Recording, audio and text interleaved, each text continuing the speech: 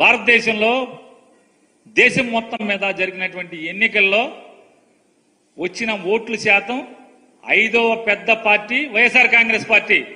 జగన్ నాయకుడు దానికి.